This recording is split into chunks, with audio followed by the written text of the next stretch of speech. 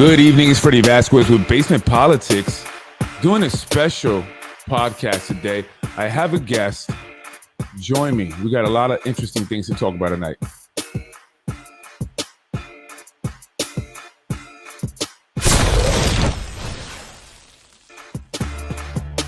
Good evening, folks. It's Freddie Vasquez with Basement Politics Unfiltered. Tonight, part 2 of my CPS, family court, and foster care systems. Tonight I'll be talking about corrupt judges and corrupt law guardians.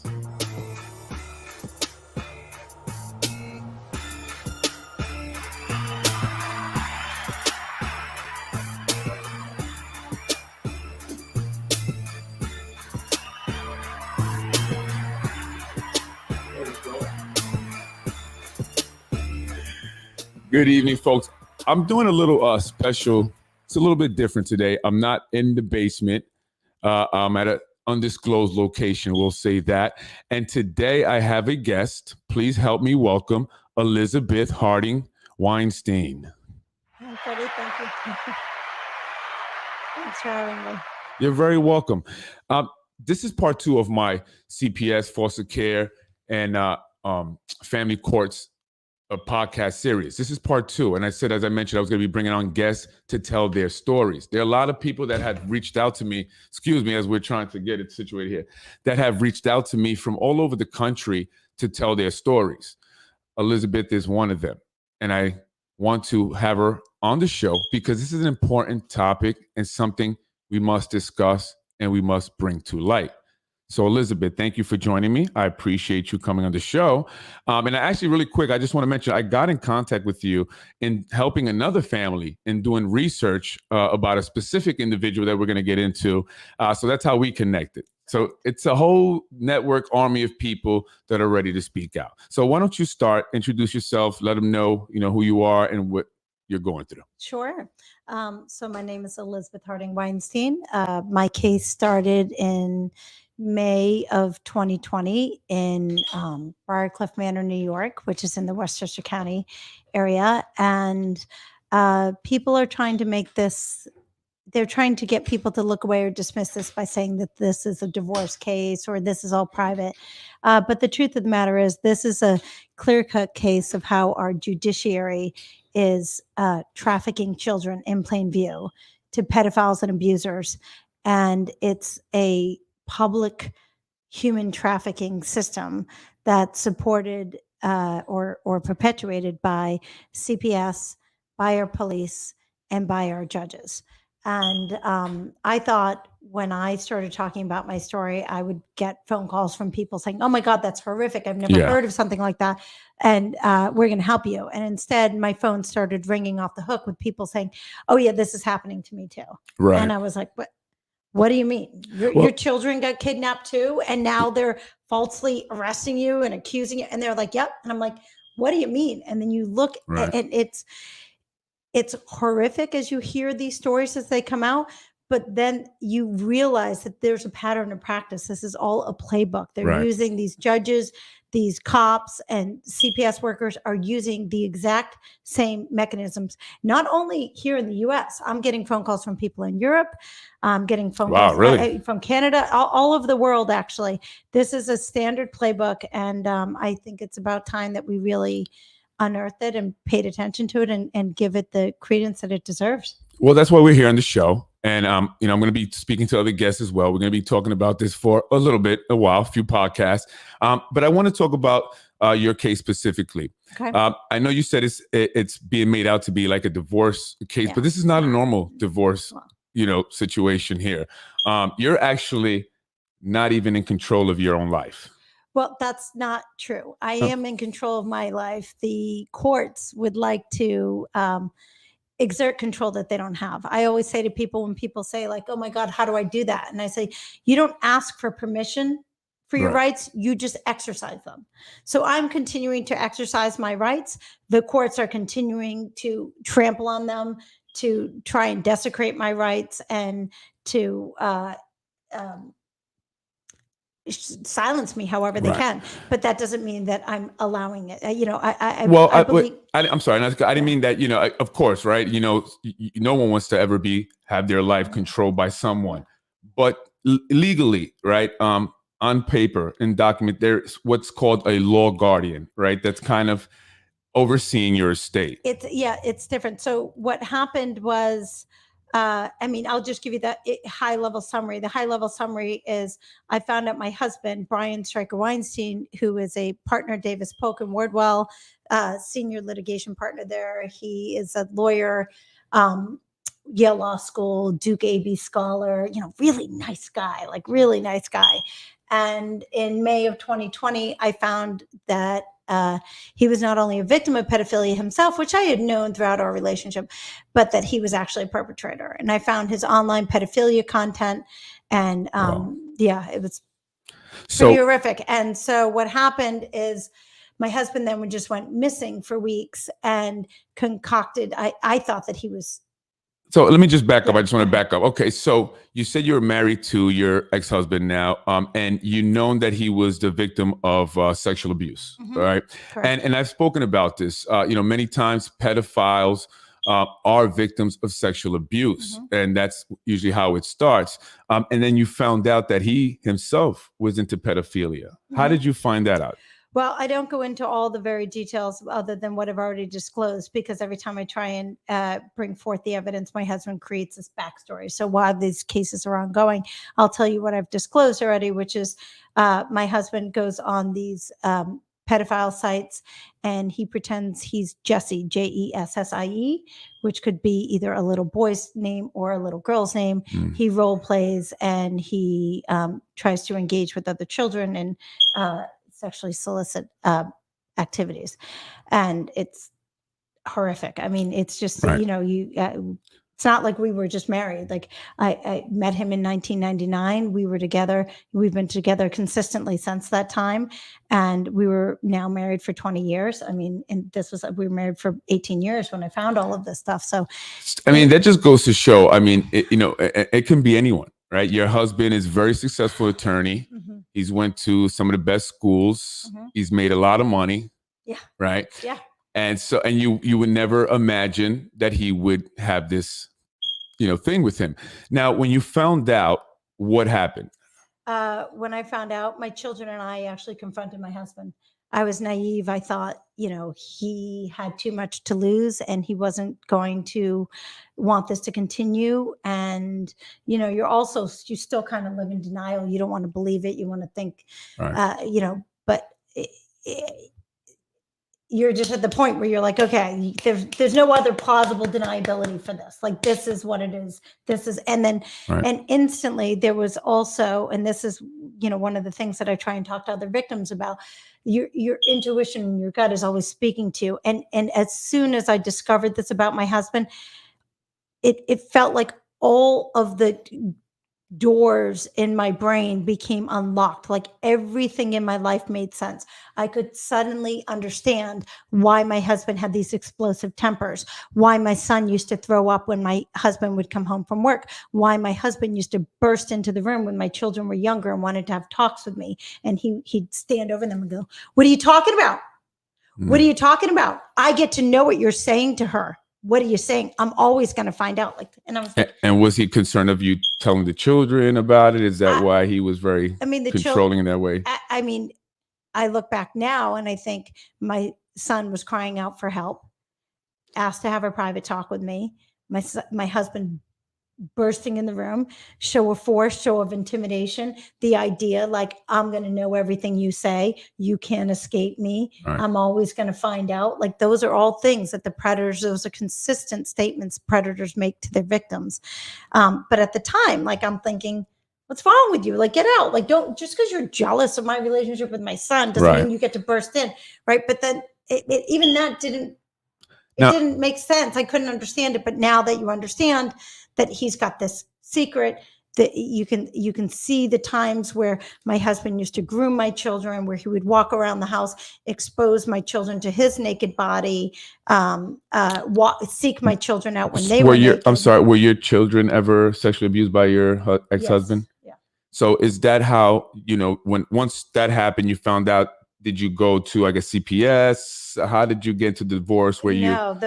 So what first happened, this all happened very, very, very quickly. So again, my children were teenagers at the time. And this is just all like literally like in a matter of days, in a matter of hours. And you're in a state of shock. You're in a state of disbelief. You're in a state of trying to like assess the risk. Cause you're like, okay, well, Right. if this man can do this stuff so horrific.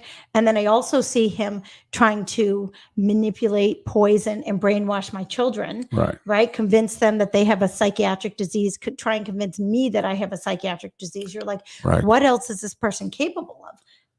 And so you're trying to assess this all at once. It's like that, a train is coming at you. What do you do? Right. What so my first instinct was, believe it or not, to believe, I mean, this sounds so stupid saying it now, but to believe that my husband wanted this to stop, that he himself was a victim when he was younger, and that now that the undeniable evidence came out, that he was not going to want to hurt our children anymore, and or any other child for that matter, and that he would. Did he try to get any counseling, to address? No, this all happened within hours. Okay, so my children and I confront him on the evening of May 21st, 2020.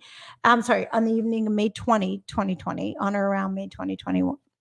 We sat down that evening and we confronted him, and we kind of like soft stepped the issue a little, instead of me coming out and saying, here are all the websites that I found. Here's what I noticed you were doing here. I said, we know. Right. And he kind of just, and I said, like, you've had a lifelong history of this, and we know what's happened with the kids. And, so the first time it happened to kids, you didn't, at that point, what did you do? I mean, did you, seek counseling? I mean, this all happened within hours. No, but you said, you said he wasn't going to abuse them or do it anymore with the kids. I'm saying. No, I'm telling you, okay, let me get this out. Right. I'm talking hours. Within hours, I confront my husband. He then won't leave the home, but he agrees that he's going to stay downstairs. He then tries to trap my children throughout the house. I then realize that he's not safe. I demand that he immediately go downstairs. He goes downstairs, and I'm up in my room, and I'm trying to assess like the real risk here. Right. Is he safe in the house? Is he not? Is he going to come? Like, I'm like this. I don't know what he's capable of. So then I literally am so stressed out from the whole thing. I end up falling asleep.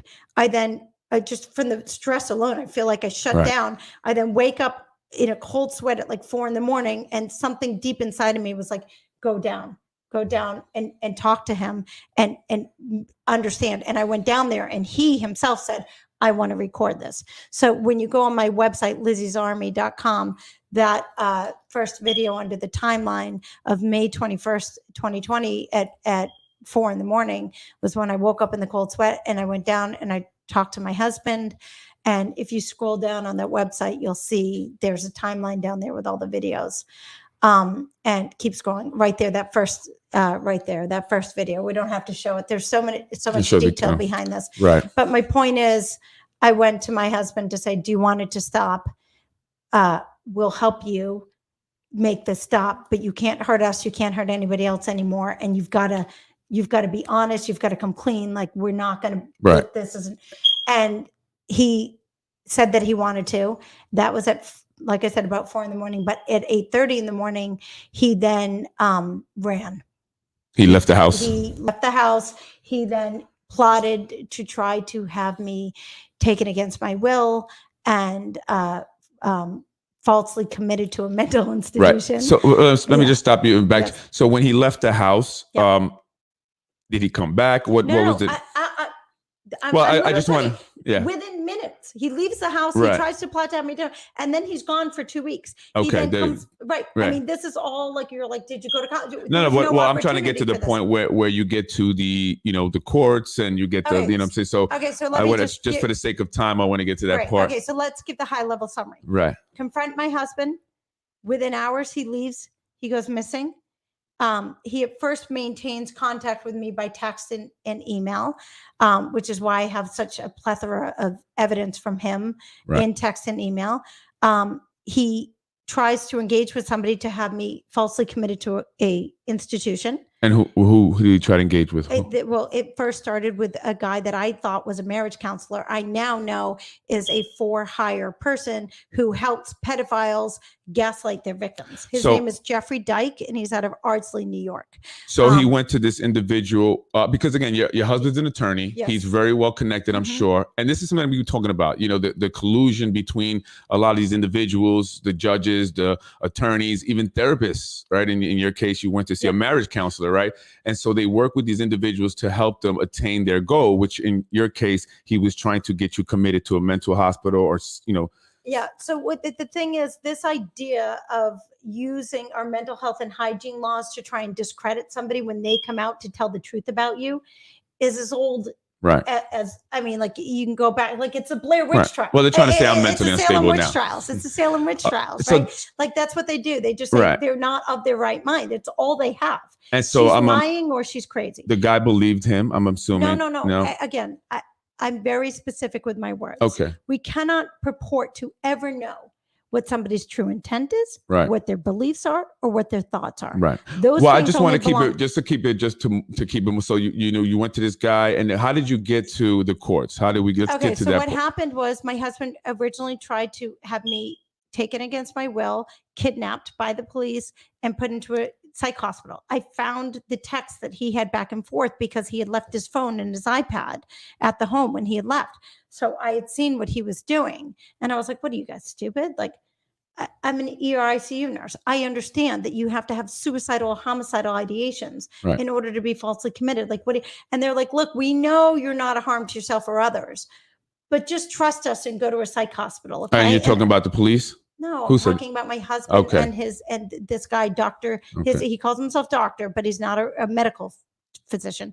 Dr. Jeffrey Dyke, who you need to understand that these are deeply embedded institutions in our society that will falsify medical documents in order to help pedophiles and abusers get control of their victim. Okay, so our psychiatric facilities, our physicians, and our psychologists are for hire services to get victims put away in psychiatric facilities when they are coming clean about the abuse that they suffered from these pedophiles. And so Dr. Dyke is one of those people.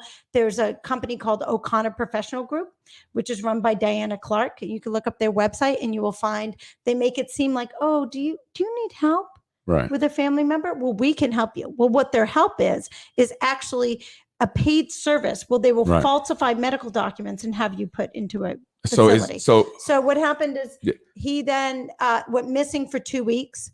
He then returned on. I went to the DA's office to try and get a order of protection against him after I saw that he was doing all of this, trying to have me kidnapped and trafficked into a mental hospital using falsified medical documents. And I went to Fred Green in the district attorney's office, and Fred Green said, you know what? I think he's a nice guy. I don't think there's anything illegal here. And I was like, Mr. Green. Did you show him the the contracts, the payments that my husband made to have me kidnapped and put into a psych facility? Yes. And also I have a text from my husband saying, because I wrote to him and I found his stuff and I said, are you hiring people to try and have it? And he's like, Lizzie, I would never do that. It would be against the law. So then Fred Green says to me, no, I think he's a nice guy. And by the way, it's not against the law what he's doing.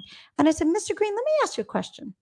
You're a DA, right? And he's like, yeah. And I was like, so you're a lawyer, right? And he's like, yeah. And I was like, so you went to law school? And he's like, yes, I did. You know? So they know each other. I was like, well, let me just say this. You might be a smart lawyer, but my husband went to Yale. And when a Yale lawyer tells me it's illegal, It's freaking illegal, Mr. Green. So Right. I believe now that you're covering for my husband. I Right. don't believe you if you're trying to tell me Right. that people can pay somebody. And that's something that I've talked Right. about, right? You know, like I said, who would protect a pedophile? Another pedophile. And, you know, in my research in, you know, child trafficking, the foster care system and all that, one of the things that I've come across is that there are a lot of pedophiles involved in this. And they're police officers, they're attorneys, they're judges. Correct. It's very real. They go where their victims It's are. very real. And this is what we have to understand. We can't say for sure, like I can't say for sure Right. that Fred Green himself is a pedophile. All that I can say is that he errs on the side of protecting pedophiles. Right. He aids and abets. The district attorney of the domestic violence unit of Westchester County under Mimi Roca, who herself is aware of this case and also covers this up, aids and abets pedophilia. They willfully hide So does Yonkers. Activity. Yeah, no, it's they hire actually pedophiles to run around Yonkers and let them in school buildings, any public building and stuff. They have records of it. They have documented convictions. Yet elected officials continue doing business with them, supporting them, putting money in their pocket. So you weren't able to get the order of protection. So not only did I not get an order of protection, but suddenly on June 1st, my husband's now missing for about a week and a half. The Briarcliff police, who were supposed to be helping me procure an order of protection, but were instead unresponsive. They wouldn't take any evidence of my husband's pedophilia. They wouldn't set up meetings with me. They wouldn't take testimony. They kept saying, no, you're being very aggressive. Let us do our job. And like, what do I know? And you're thinking in your mind, like, oh, the police are there to help me. I don't want to upset them. Right. So you sit so quietly and you wait. Well, they're actually plotting with the pedophile to get you. So then on June 1st, the police showed up at my house with an order of protection against me. So he was able to get an order of protection in favor of my husband. And here's the thing. He's missing. He's under a pedophilia investigation.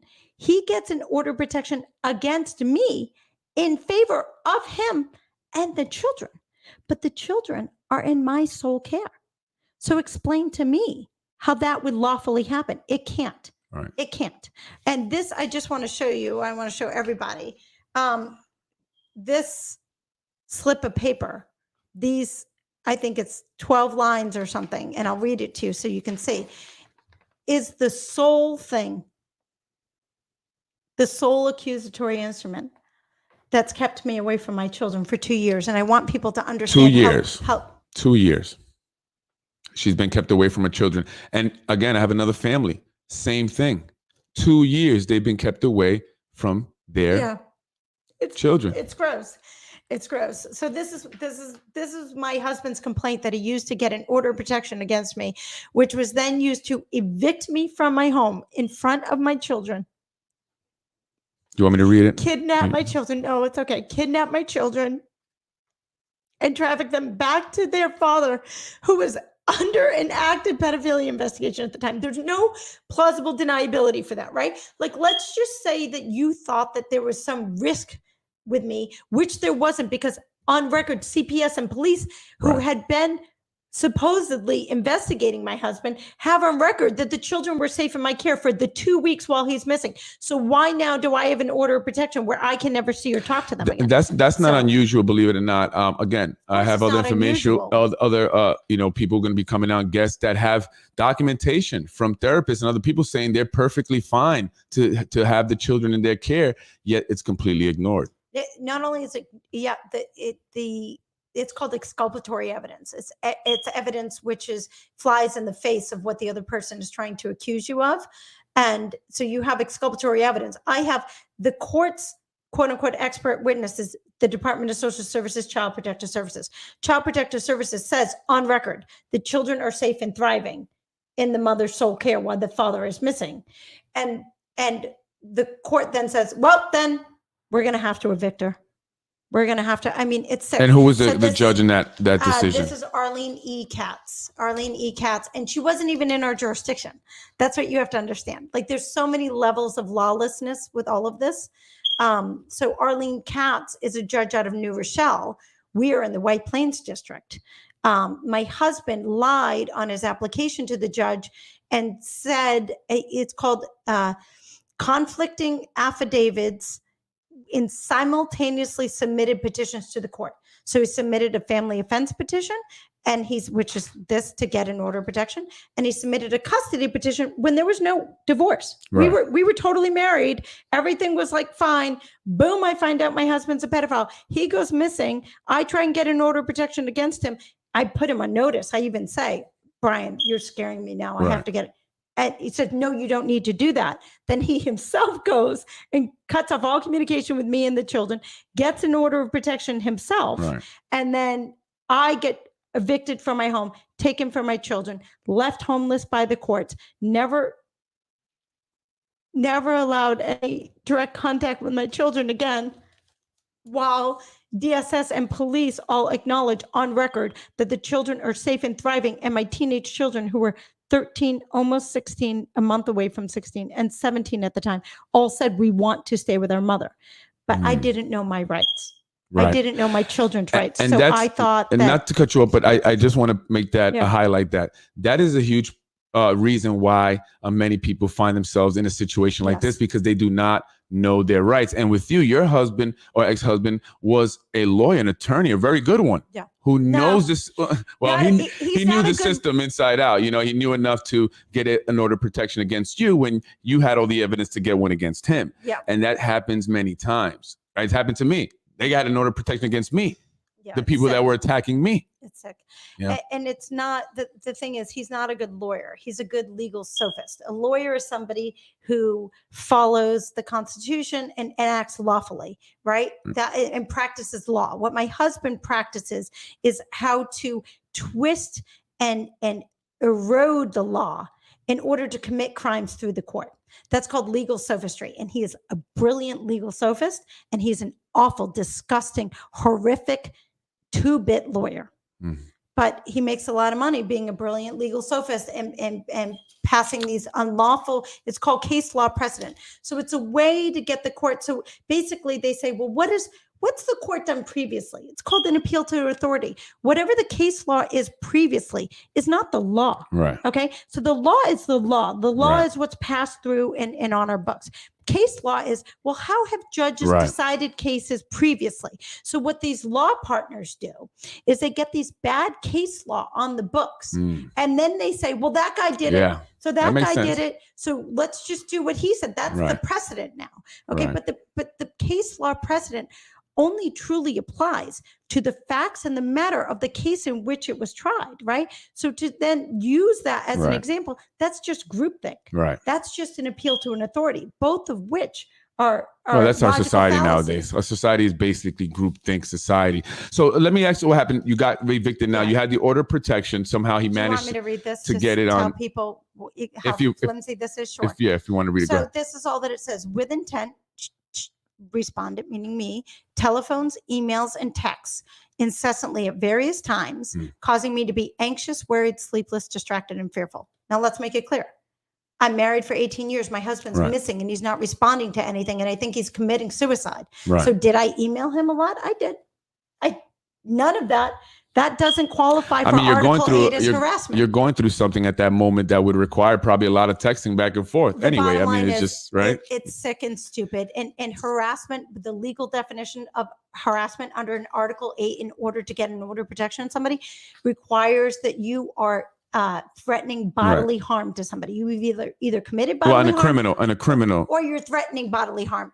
But just saying, she writes me too many texts. Well, so this was a criminal order protection, because there are order protections that are issued from family court. This is a family court order protection. Well, from my experience, family court order protections, you don't need any evidence. No, you don't need anything. No, that's incorrect. That's not what they told me. Absolutely incorrect. That's what they want us to believe, so that when it well, it's happening. That's what's happening. So that's exactly what they want you to believe. They don't have to have evidence. The truth of the matter is, the law states that under the Family Court Act, that they actually have to show Article 8 evidence. Okay. The practice of the courts is that you don't have to do anything. We'll just do it. Whoever, you can buy an order of protection and we'll do it. So I want to be clear, because when we say they don't have to, we want to control our thoughts to make them.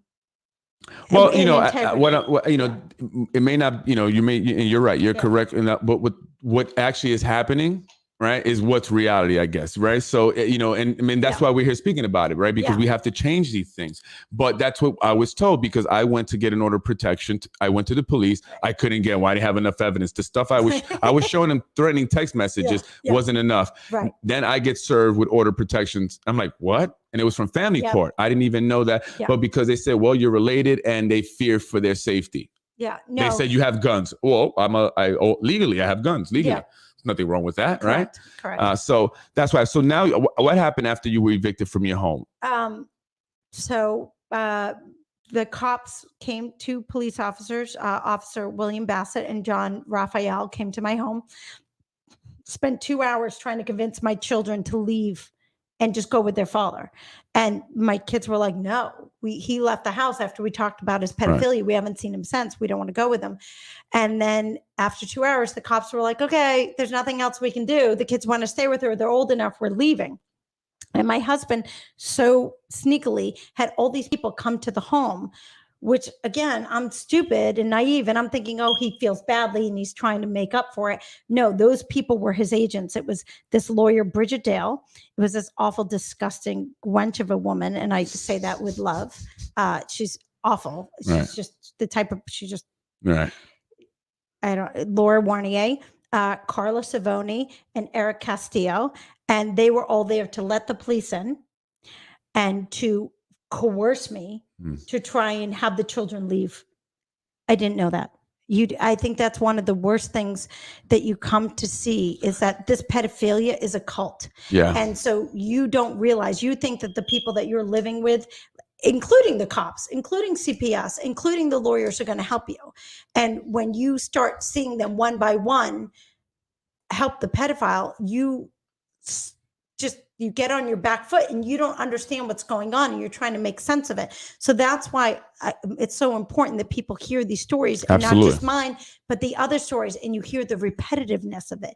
You hear how it was, my family stands up and supports the pedophile, how like the school stands up and supports the pedophile, CPS stands up and supports a pedophile. And you realize the judges, we are living in a cult of people who use pedophilia as a weapon against humanity to control their victims and as a currency for the elite and for the debased. And when you realize that, and then you also realize, oh, cults do not like defectors. Like, they get really mad. I just want to say really quick, because when we start, you start saying stuff like that, and I listen, I agree with you. I've done the research, I'm sure you've done a lot of research yourself. I know, but some people were like, oh, that's conspiracy theory stuff. Oh, that's not crazy. But the reality is it's real. And there's documented facts. Just look up a guy named Larry King, a black man named Larry King, who was prostituting children from a boys' home, a Catholic, I believe, boys' home, or a religious boys' home. And they found some of the kids had went to the White House. This was under the first George Bush. The kids were in the White House. Who in the White House was seeing these kids? Right. So it's very real, and it happens among the elites, the upper crust of society. It happens everywhere. But sometimes people think because they're, very successful, they're these prominent individuals, that they're not ever going to do something like that. They could never do nothing like that. Right. So let me actually, after you got evicted from the home, the kids didn't want to leave with the cops. They didn't want to leave. And here's how the police got them. So what happened is, after 2 hours, the police were leaving my home, and you can see this video online. And they just said, okay, there's nothing, we can do. The kids are old enough. They want to stay with you. It's 6:30 on a Friday night. And at 6:30 on a Friday night, my law partner husband, hours after the court closed, then gets a personal order of protection on his phone, directly sent to his phone. From a judge. And the cops say, oh, he just got a new order of protection on his phone. So now we're going to have to evict her.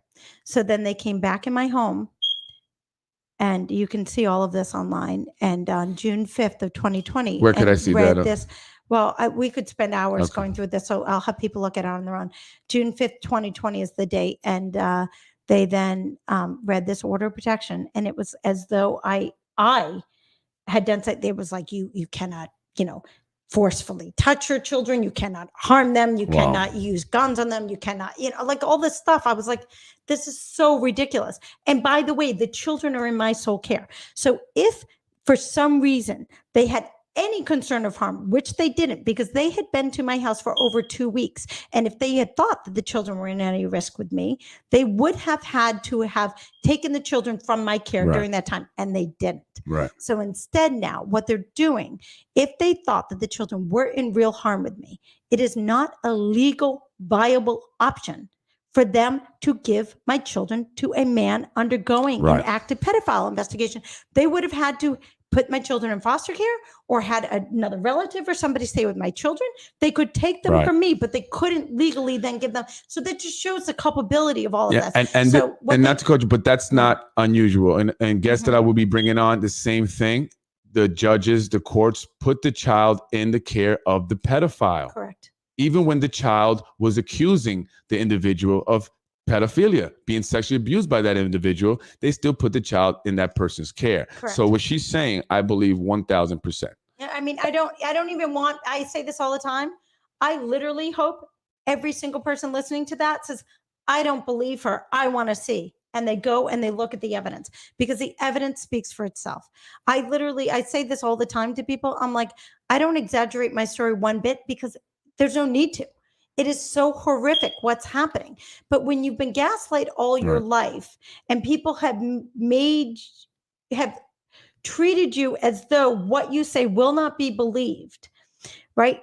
Once you realize that you're being gaslit because you know the truth about the horrific things that they've done, and that your voice is so powerful, once you break out of it, once you break out of that cult, then they know they can't put the genie back in the bottle, right? So they can gaslight you. These pedophiles can gaslight you. But once you truly wake up from underneath their spell and you realize what's been going on, that's why there has to be like a full cutoff where they cut off communication. They try to get you put into a psychiatric facility, or they try and Right. get you arrested, and they just say liar and crazy. That's their only two options, right? You see, that's it. And it's the that's same what story. they say to me. It's And the so I'm only- wondering, Brian Hara is a pedophile. That's what he's doing, Well, right? He's gaslighting. But so I want to go Okay. now. So you were evicted from the home. The kids were taken away from you. So what happened is my children said, well, if you're kicking my mom out, then we want to go with her. We're not going with our dad. He's a pedophile and he left Wow. weeks ago. And this is where I want people to look up the laws in your state and know your rights. So what happened to me is that these officers, disgusting Officer William Bassett of the Briarcliff Manor Police and John Raphael, just bold-faced lied to my children and to me.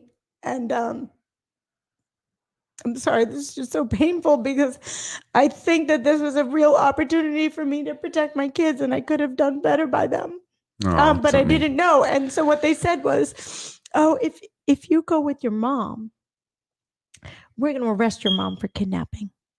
Really? They told your kids that? You don't want us to arrest your mom for kidnapping, do Wow. you? I mean, come course on. not. They're not gonna- That's so hard for your mom. Right. Just go with your dad. Just stay with your dad. It's going to be fine. And your mom, like, she's tough. She's never going to let this go. So just stay with your mom. I mean, just stay with your dad. Right. So we don't have to put your mom in jail. And like, you're just like, Wow. what? How can that be true? How can that be true? But like, you don't know your rights.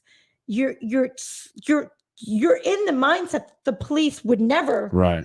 They're here to help you. They're there to They're help here to me, and protect don't you, wanna- keep right. you safe. They're not. And unfortunately, what she's saying is very similar to other individuals I've Yes. been speaking to. They blatantly lie. Blatantly lie. They blatantly lie to Yeah. take your child and your children away from you. Yep. And you know what? You can't believe them. You got to take your kids and run, because that may be the last Yeah. time you see them. Yeah. Yeah. That's the whole thing.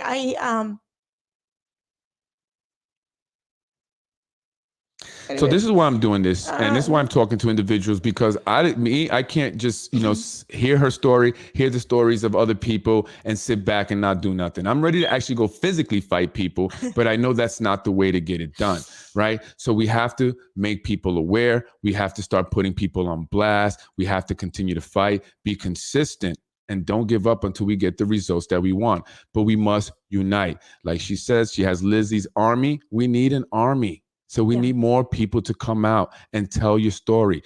politicswithfred@gmail.com. Reach out to us. We are building an army.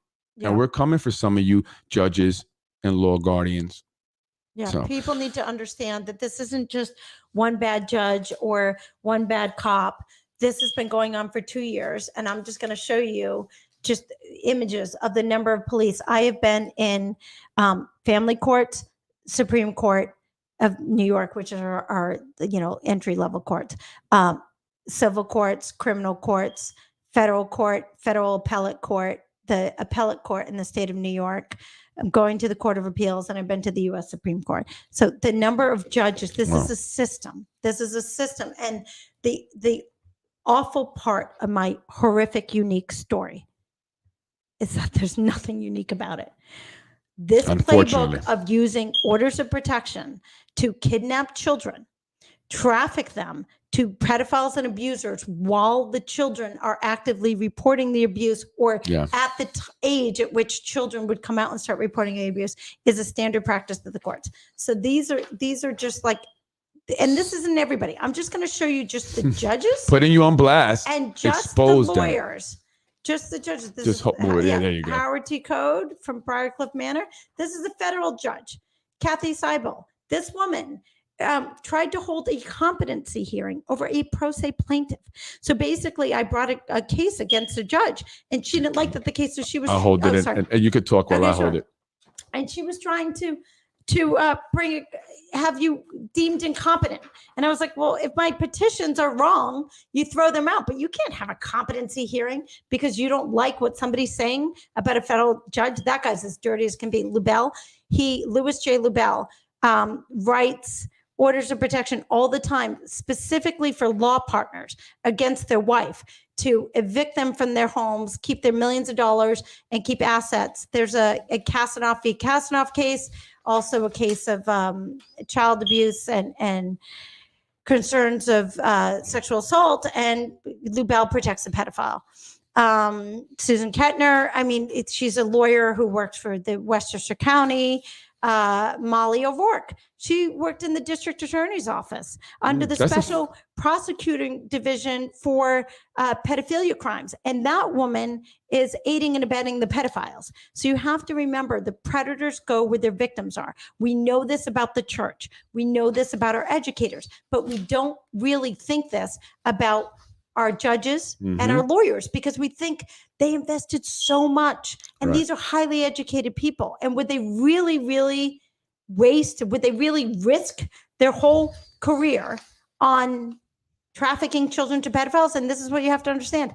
They're not really risking anything because they know that the system will protect them. This is Officer Chavez, corrupt as fuck, excuse my language, from the Briarcliff Manor Police. Joyce Miller, also District Attorney's Office for the Domestic Violence Bureau. While my husband was under a pedophilia investigation, he had conversations with Joyce using her first name. Private conversations with her. Oh, Joyce, thank you so much, Joyce. Really appreciate your help, Joyce. Yep. Judge Susan Case. This is for the Attorney General. This is Terrence DeRosa, who lied about filing briefs in my case that he then never filed, but I didn't know because I, at the time, didn't have online access to the case. And then had the Attorney General's office had my case sealed. So I'm suing a judge because the judge was denying me a trial. I'm like, due process. I'm entitled to have a trial on this bogus order of protection. It's been 2 years. You have a stack of papers there. That's a lot of people here. We're still not even halfway done. And this is just the judges, lawyers. That's Irving Miller, Janet C. Malone. She's a very corrupt judge in Westchester County. It deals a lot with the. This is the man that we know, Kenneth L. Bunting. Okay, I want to take a minute here with this guy. This is Kenneth L. Bunting. Yeah. Okay. He is an attorney. Dirty. Out in White Plains. He ran for office, of course. They all do, don't they? They all want to be judges. They all want to be some kind of, elected official. I do want to show this. That's a good picture of him. Yeah. So I've never met the man. He is literally the most criminal person that I've. The reason why I wanted to talk about him and stop there is because this man right here, I'm hearing his name a lot. A lot of people have had issues with this man right there. So I'm hearing his name often. They say he's an evil man, horrible man. Yep. Don't trust this guy. Nope. Scumbag. Yep. That's what they're saying. You can look at the reviews. This guy has reviews also, right? He's taking ex to court for unpaid bills. Haha, good luck. My ex is now fighting for his life. Accused of molesting his niece. Another pedophile. You see that? Another pedophile here. Accused of molesting his niece. He was defending a man accused of molesting his niece. I don't know where to start. And once I start, it may take years to finish and enlighten you of this snake. This is another review. What a horrible, horrible, horribly raised thing. Yes, a thing. Liar, lowlife, sneaky, angry. When he walks near you or into a room, you feel the dark, thick negativity pouring out of him. Following him, he doesn't even have to say a word. Doesn't matter whose side he's on. He is a complete 100% snake. I wouldn't leave anyone I love, a stranger, my child, alone with that thing who calls himself a man. Wow, I had no idea people walk this planet like him. Wow, that's really intense. But I let's be honest. just want to read the letter. I failed to say that this is a man. All I can say is that he is very ruthless. I entered into a divorce case where he represented the opposing side. Insurance money was awarded to myself and my children and had nothing to do with my ex-husband. And he found a way by putting the money in escrow and falsified expenses to my pocket, $9,000, $10,000. So he stole money. So he steals money. Yeah. He's a thief. And now this individual is someone that has stolen from you? Well, let's be clear. I can say that he seized my assets, denied me any money to eat or live, threatened me on record that he was going to make sure that I didn't get custody of my children again because I filed the appellate cases in the federal court, and threatened me with FBI involvement. He's like, oh, I just want to let her know. The FBI is going to be after her if she doesn't withdraw these cases. Like, I just think she should know that. I'm like, give me a break. Like, now, Kenneth L. Bunting is a law guardian, correct? Well, he's a lawyer. He wears many hats. Right. He's also a law guardian of other people I've spoken with. He's guardianship over adults, over children, and a guest that I'm going to be bringing on, he's the guardian has guardianship over the child that they're trying to get back that they have not seen in 2 years. Yeah. And this nasty, evil man, from what everybody is saying. I mean, everybody says the same thing about this guy. So I'm going to assume that this is true. Well, you shouldn't assume anything. Right. But I mean, let's look at the evidence of it. And in my experience, the snakes are the snakes. I can show you plenty of evidence about this. But let's just continue. We're not even halfway through some of this. This is a chief. I call him DUI Boetti because after he got a DUI, Briarcliff Manor made him chief of police. I mean, that goes to show you the. Well, you got a lot of pictures there. Let's show the ones you really want to show, so that way we can, because of time, for time. We won't spend so much time. But these are just the number of. I mean, these are all highly quote unquote respected individuals. Eric Grossman, he's a chief legal officer of Morgan Stanley. This man was helping my husband write gaslighting emails. John Prenner, he's a physician. All these guys are major players in our financial markets, right? Prominent individuals who were all supporting pedophilia and trying to gaslight the children to think this is an appellate court judge who was a defendant in my federal case, and then after has since been appointed to every case that I bring, and as summarily dismissed all relief, which he should just recuse himself and say, oh, I'm sorry, like, just to avoid the appearance of impropriety, I shouldn't be on cases with Miss Elizabeth Harding Weinstein to make sure that there isn't any appearance that I'm ruling against her for retaliative purposes. They only recuse themselves when they don't want to be involved at all. I mean, not when there's conflicts of interest. On and on and on. And again, this goes to show judges are not impartial, or not they don't have the highest integrity, the highest morals, right? This is one, and this is Chief Judge Janet DiFiore. Chief Judge Janet DiFiore is married to, I believe, Davis Polk partner Dennis Glazer. So Davis Polk has very deep ties. They've got ties to the Fed. They've got ties to the Department of Justice. They've got ties to the Chief Judge of New York State. They've got ties to the Attorney General's office. And you wonder why nothing ever happens. And you wonder why.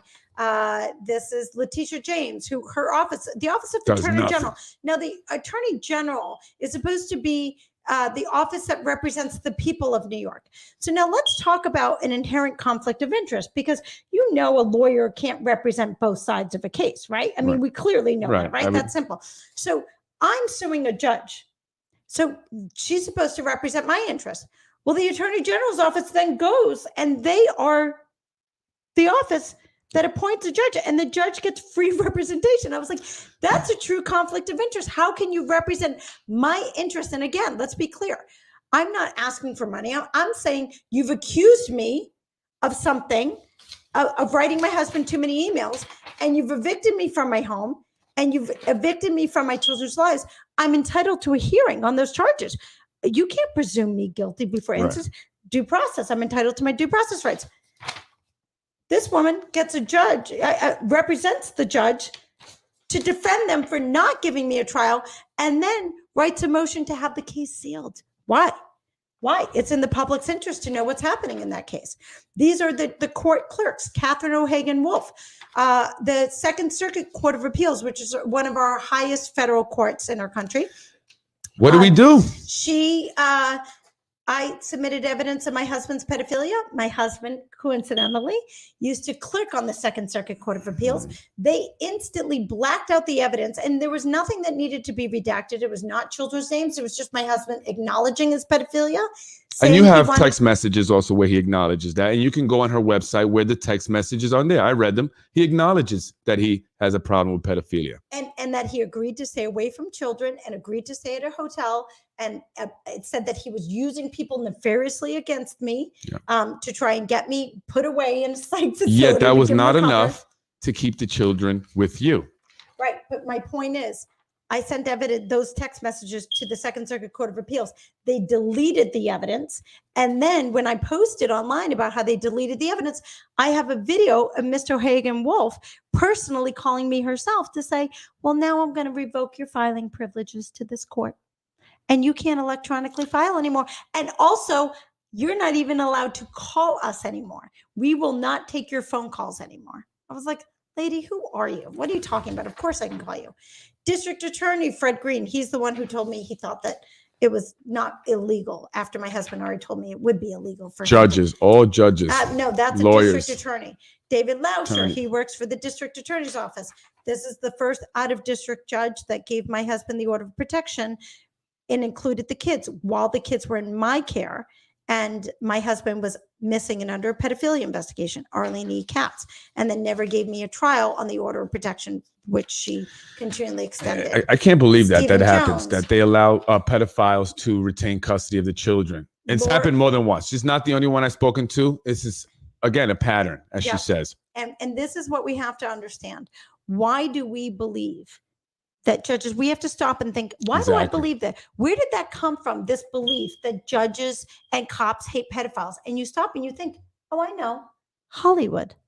All of our knowledge, what we believe that we know about courts, because most of us outside of maybe a jury duty here or there, haven't really spent any time in the courtroom. So everything that we know about these courts, we've learned because it's what Hollywood has told us happens, right? My cousin Vinny, you go in there and you might get the, but that judge is tough and he cares about the truth, and you just show the truth and they slam the gavel and by gosh, justice is served. Well, I think more and more now people are starting to realize that that's not, the case. And for many people, especially who are living in Yonkers and in Westchester County, really, they know it to be true. They know that this is happening.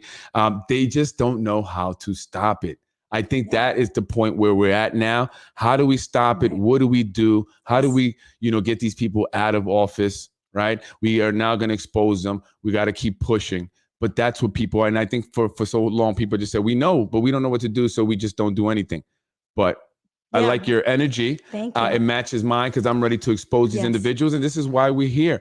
And that is what we have to do, because we can't rely on other judges, other attorneys, the law to help us. She's made a case for that already. This is what we have to understand. The first thing we have to do is break out of our indoctrinated beliefs that teach us that judges hate pedophiles and police hate pedophiles. And if you go with evidence that they're going to help you, those are actually the places. Our judicial system is a system of racketeering. Now, it does not mean that absolutely everybody in the system is corrupt. However, if you are not corrupt, come forward, partner with us. You should equally be as active in coming forward and making the statements that you don't support these activities, right?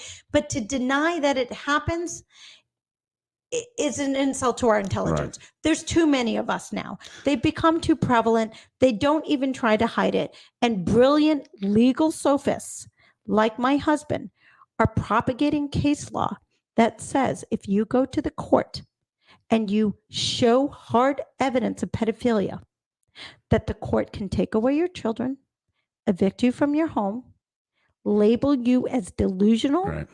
or paranoid without any other evidence besides just the fact that you submitted the evidence of pedophilia, and that will be used then to then traffic you into right. a guardianship. And I'm not saying this as a 10 years down the line, this is where we might be headed. This is what's happening, it's happening right now yeah. in my case. Yeah. And not just yours. Like I said, again, she's mentioned that, they don't care if they're pedophiles. They're still, the same thing happened in another case. I'm going to be having other guests come on.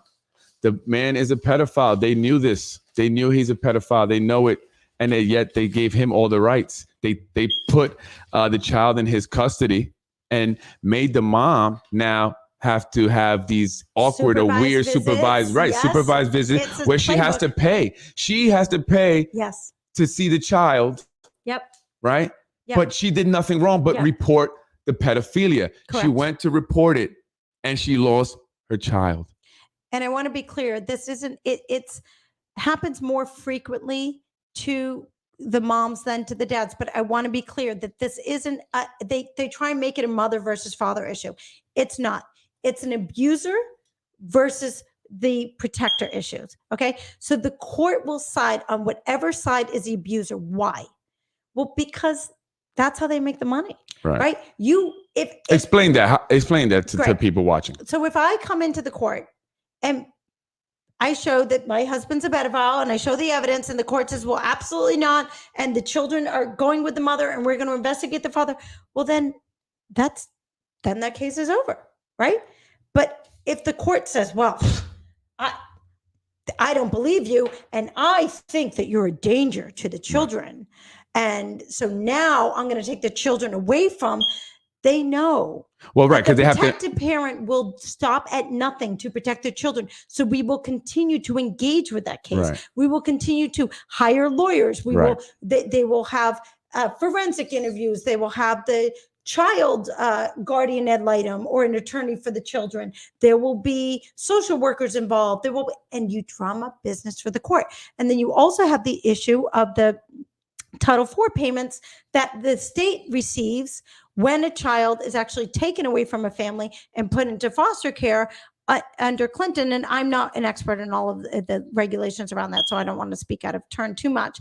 But if you go and you research the payments to the state made when a child is taken from a loving family and put into foster home, you will see how there are financial incentives to the court to remove children from safe and loving protected parents and traffic them either to familial pedophiles and abusers or to foster home pedophiles and abusers. Right.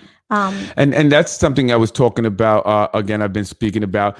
Recently, there have been private planes flying into Westchester County Airport with children from the border that are going to relatives or sponsors. That's what he says, sponsors. Mm-hmm. But how do we know they're not going to this, cult of pedophiles, right? And they're being flown in the middle of the night and we don't know where they're going. Yeah, I can say this. I've not seen the planes I've seen land. No. I know that they land and they were flying over where I was living in Connecticut. So I know they were coming in at all hours of the night and I did see them. I saw a lot of adults. There were adults too. Off of that. And I saw the Doral Arrowwood, which used to be a highly successful hotel compound, got all walled off. You couldn't get near it with buses. They've got concrete barriers now in front and the buses are all bringing them there. Yeah. And I know in Connecticut itself, they were having church groups take in people and families. And it was, yes, I did see, it's true. I didn't see a lot of women getting off the plane. You know, I saw men. I spoke to a county legislator about it actually, and he confirmed it. And he's the one that told me that, yeah, they're going to relatives or sponsors, the children. I'm talking about the children. I also saw a video of a plane landing, a bunch of men getting on those, you know, Greyhound type buses. Yes. And they took them north up to Stroudsburg and dropped them off at a rest stop. And and you could, the guy was following them, so all of them just come out of the bus and just, I don't know where they went. We don't know if some of them are pedophiles, right? That are coming here. Right. And this is why when people are very triggered by this topic, and I think we're very triggered because many of us have feelings or experiences as children that we've not actually explored with all this. It's a very triggering topic, but I'd like to consider that you think of pedophilia not only as a sexual predilection, but consider it as a weapon. In the same way, like Agent Orange is a weapon, as the same way a gun is a weapon, you know, that can be used as a weapon, right? So it is the perfect weapon against humanity. So what happens is when the child is affected so violently, and even if it's done in a loving way, it's still a violent act, okay? And because it is a non-consensual act between two people, and people say, "Oh, you just don't understand." Right. It can be consensual. No, that's well. There are people actually trying to you know advocate for that. You have NAMBLA, you know, a National Association for Boy Lovers, men that like little boys. And then I just recently learned of a term, MAPS, MAPS, minor attracted people. Right. They're like, well, we just don't act on it. We don't. Yeah, exactly. Yeah, we don't. We don't no. act on it. So you know, just because we attracted to children, minors, doesn't make us pedophiles. What? Yeah, and that's what they need to do. What they do is they just want you to move the needle, little by little by little. Right. But the reason that pedophilia is so prevalent is because it is the perfect weapon against humanity. It teaches people to comply with an abuser. It teaches people to deny that the abuse happens, right? Because many children like get caught in denial as a coping mechanism, which becomes an effective coping mechanism when you're younger. But when you continually live in denial throughout your life about your trauma that you faced, what happens is that you're like experiencing landmine after landmine, and you don't know why. You're drawing the same experiences into your life because they can tell who you are and they know you to be an easy weapon. So it teaches you to comply with your abuse. Just lay there and be still, and this will be over soon. So not only do you comply, but you believe that your compliance will end the issue, which is what we're experiencing many adults doing now. Like, oh, just comply with these mandates. That's what we're. I was just going to say that. I mean, I feel like this is happening to us, you know, on a national level. You know, they're doing this to the masses. Worldwide. And some people will say that, you know, the country, the elites, many of them are pedophile. We're run and controlled by pedophiles. Many people in the music industry, actually, well-known artists have said that there is, you know, the industry is run by pedophiles. But they're scared to bring out them because they don't want to mess up their career. That's changing. That's all changing. And I think that's coming out. So, but the other thing that pedophilia teaches you is it teaches you to be easily manipulated by public shame and the fear of betrayal, right? Because what's a better betrayal, a bigger betrayal than the person who feeds you dinner, who holds your hand while you cross the street, who, you know, puts a Band-Aid on your boo-boo, being the one who also violently abuses you, right? So people have that fear of betrayal. And when they think that they are going to be cast out, they will live in that denial place instead of face their fear and stand alone and stand in solitude. And, you know, like I said, this is a cult, and cults do not like defectors. So when you start coming out and you start telling the truth, you need to be prepared that everybody that you think that once, quote unquote, loved you, you may find that those people were actually using you, that you were their victim and they were in a codependent relationship with you. And when you start speaking the truth about the horrors that you faced, that those people will then call you a liar. They will. I've actually experienced that recently. I think you and I spoke about it. You know, and but I did, and so I agree with that because I've actually experienced that myself. And what you're saying here is giving me a new perspective of looking at it. And so I'm glad that you said all that you said, because I'm sure it's giving many people also a new perspective, new way of looking at it, right? Because I've never thought about that. Yeah, And it's that's not that makes a lot of sense. right. It's not just a sexual predilection. We're in a war. Yeah. And I think they realized after Nazi Germany, when they come with tanks and guns, that people fight back harder. Right. So instead, they realized that the way to put people under servitude is through biological and psychological warfare. And what Mental better enslavement. psychological warfare than teaching you from a very young age to comply with abuse, to love your abuser, to deny that your abuse happens, to triangulate away from the people who are protecting you, and instead see them as your enemy. And that's grooming, right? That's grooming. It's all done by grooming. Right. And people have been indoctrinated to accept these types of practices throughout their adult life without stopping to say, wait, why do I think that?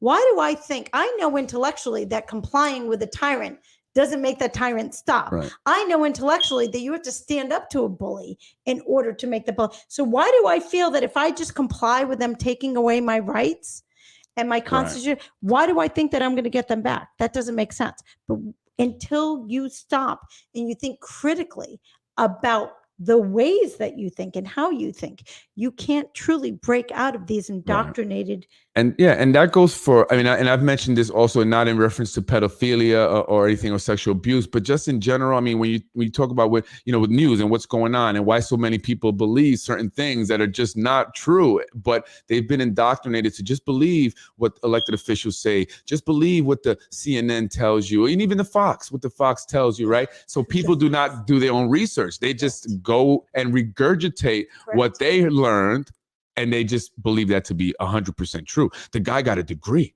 That's what he said. He learned that at Yale. That's what they told him, because that's what they told the professor at one point, right? So it's just all repeated information that we just regurgitate now. And so we all have been indoctrinated in a way, and we need to break out of that.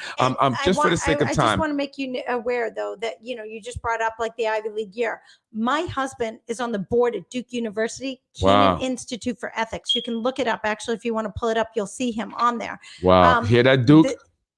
Duke University is well aware of my husband's pedophilia.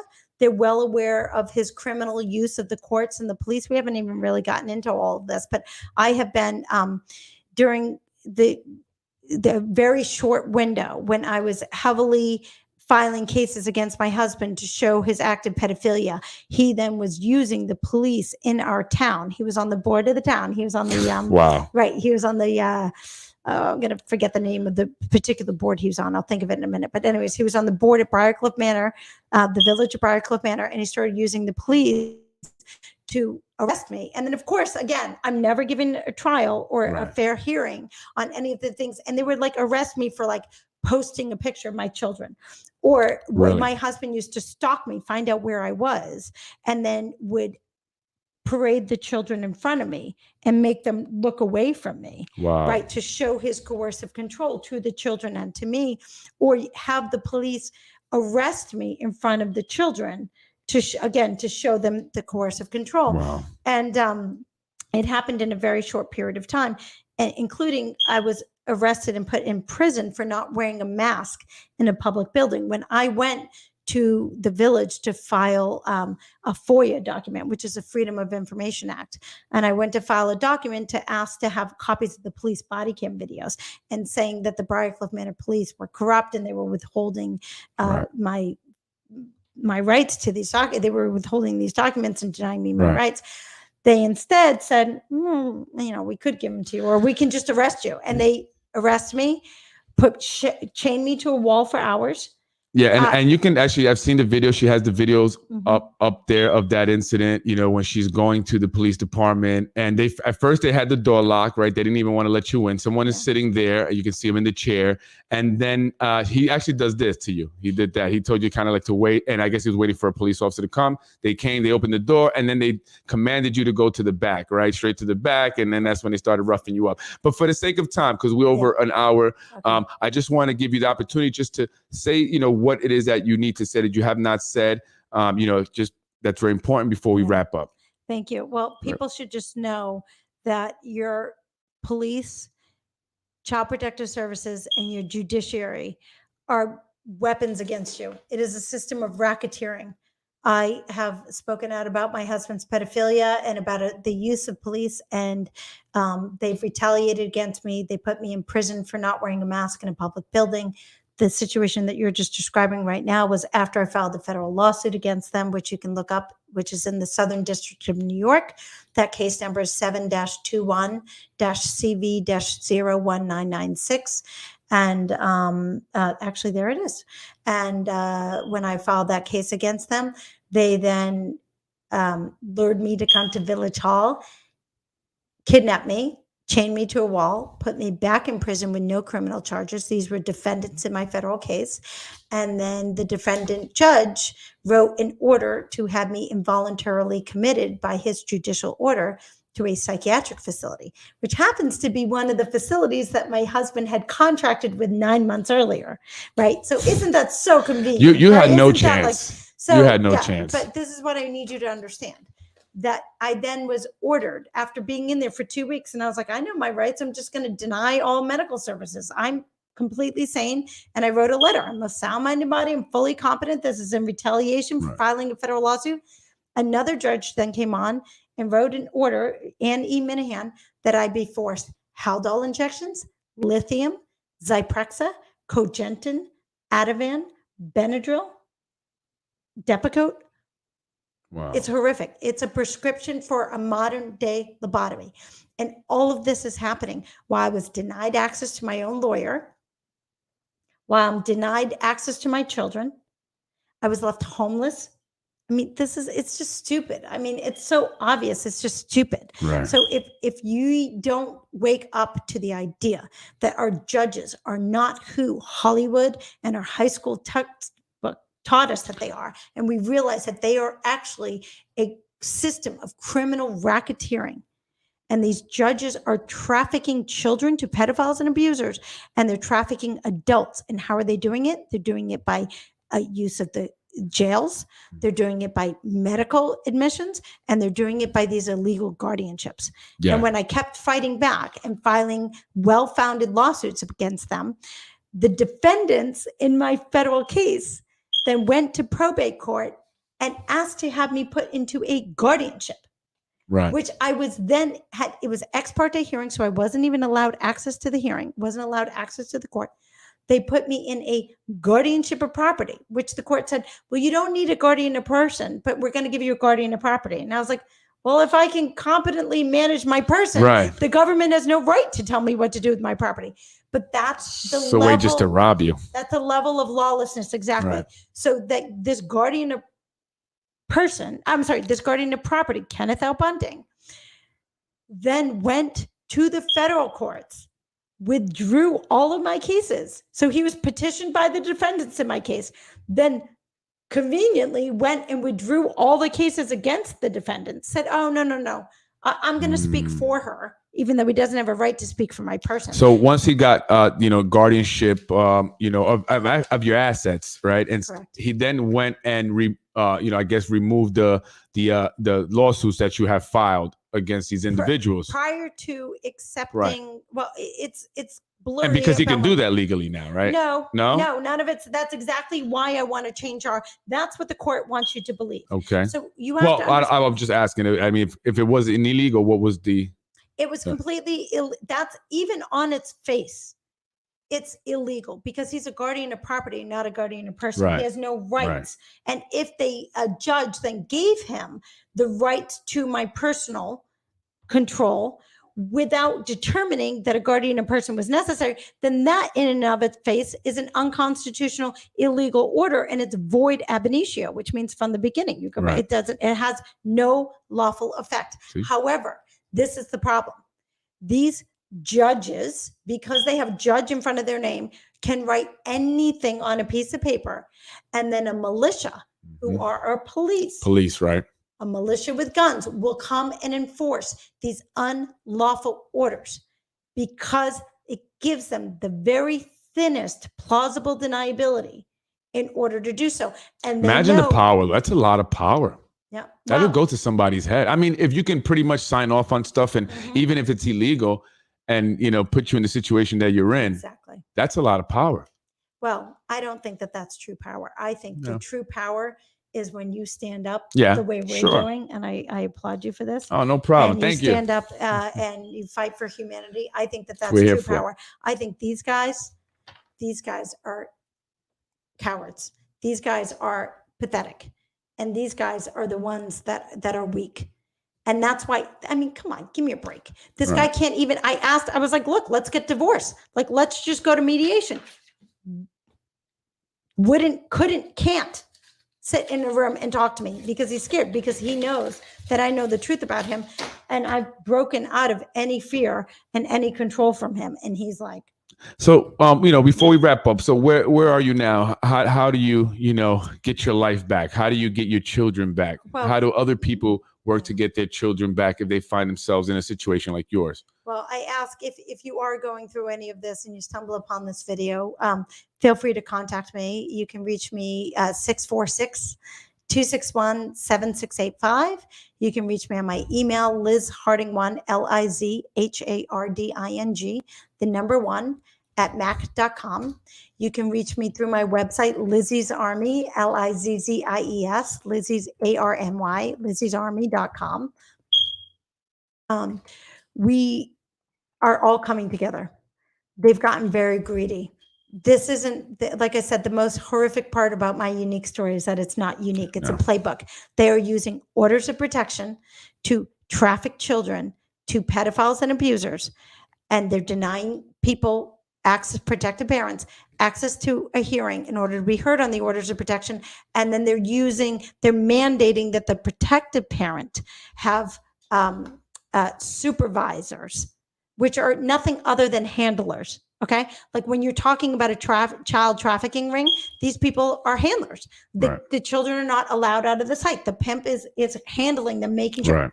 This is exactly what we're talking about. But the problem is we are allowing these horrific criminals in plain view, and we're paying for them to do it. Our taxes these are our employees. The DA, the cops, Child Protective Services, judges, they are our employees, and we are paying our employees to commit crimes against us, and horrific crimes against our children. And we need to just wake up to that, and we need to stop that practice immediately and join together and make a difference here, because this can't continue. This is parasitic to a healthy society. And there's the hand that feeds the snake is eventually going to get bit itself, and we're all going to end up in the pit of despair, in a deep, deep, dark, black place, if we don't stand up against these obvious pedophiles now and the human trafficking that's occurring in plain view.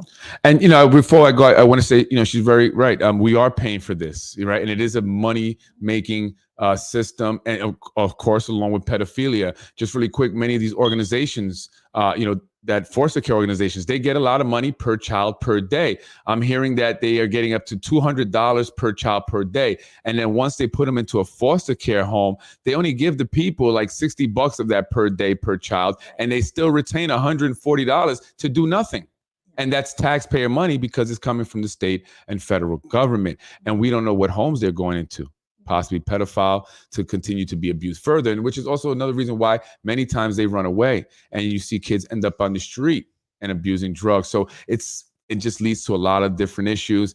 It's very complex. I appreciate you being on the show. I appreciate you having me. No, thank you very much. I appreciate you sharing your story, because you have divulged a lot of very personal information, but you're doing it for a good cause. You're doing it because you're fighting back, and it needs to be made aware. And the only way you can make people aware about it is by talking about your situation, right? And also talking about the research that you've done, because you've done a lot of research. You've educated yourself very well on it. Well, my education has been by fire. It's been because Like most of the guests are going to be coming on. Yeah, I had to learn how to file my own cases, and then I could see the corruption firsthand. I mean, I will get into this at another podcast. We'll definitely want to have Elizabeth back on, because she's a wealth of knowledge, especially when it comes to this, what we've talked about today. And so I'm going to be doing a series. I'm going to be having other guests on, and I'll definitely would love to have you back on so we can discuss further, and we'll see, maybe it's some kind of update, or maybe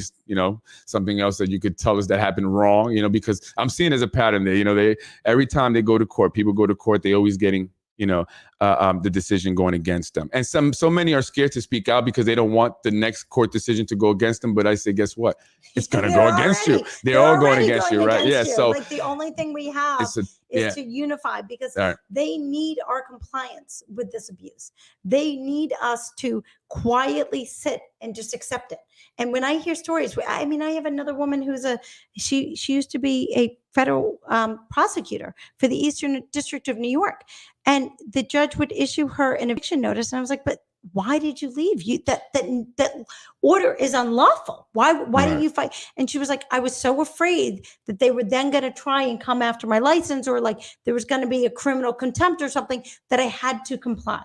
And it's fear. That, and it is, but there are realistic things. They know the means by which they can coerce you. And that's what we're talking about. Right. We are talking about coercive control over our rights.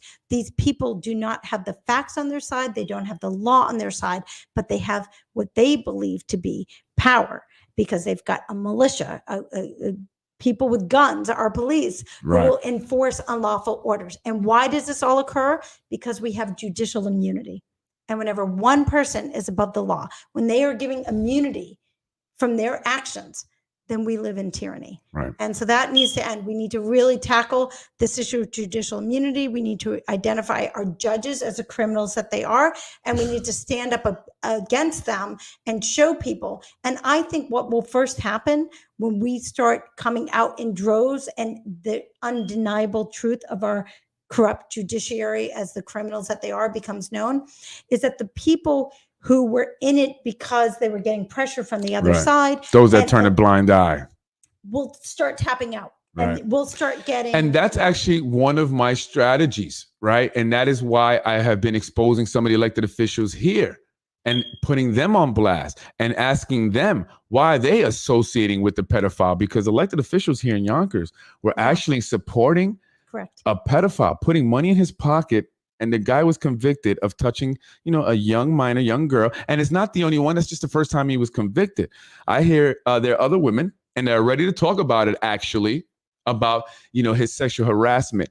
And yet the elected officials were sitting next to this man doing interviews, paying him $1,200 per interview. He actually went on a rant about me the other day for like 7 minutes, because he's like fighting for dear life now that I've exposed him as a pedophile that he is. So he's fighting for dear life to retain business, but he's a pedophile. And anyone giving that man stars on his video, you're supporting and financing a pedophile. I'm Freddie Vasquez. This is Elizabeth Harding Weinstein, and I appreciate you joining me today. Thank you so much. I want to continue to do this because this is what I'm here for. Not here for the money, not here for the fame, the attention, the clout, or to sit next to individuals, stand next to them to take pictures. I don't care about that.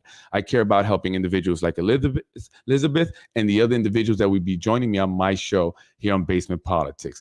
Thank you so much again. I appreciate you. Let's give a round of applause. Got a lot of comments there too. I think I went over them, but everyone agree with you. Everyone, wants to support you. So if you do, please check out Lizzie'sArmy.com.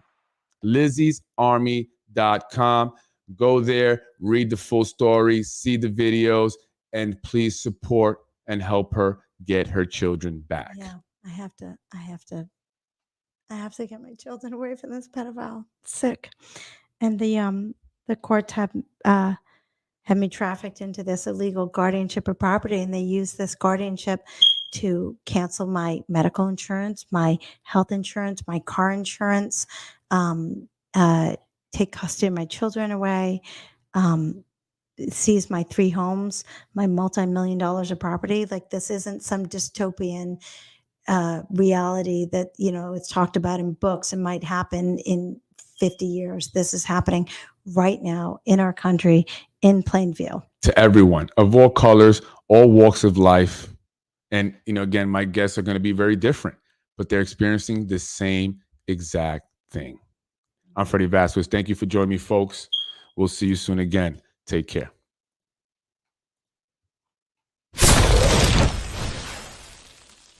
Yay.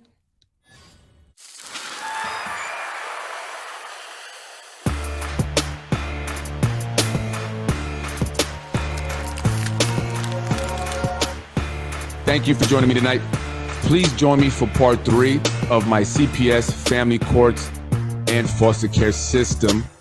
Corrupt judges, corrupt lawyers, corrupt law enforcement officers, and plenty of victims. I'm Freddie Vasquez. I'm here to support the victims. If you have a story and you want to reach out to us, because we are looking for people actually to join the Army. So reach out to lizziesarmy.com, or you can reach out to me at politicswithfred@gmail.com. Again, politicswithfred@gmail.com. Also, check out the website.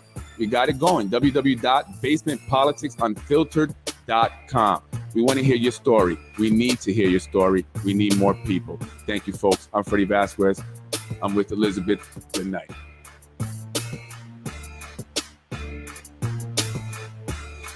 Freddie with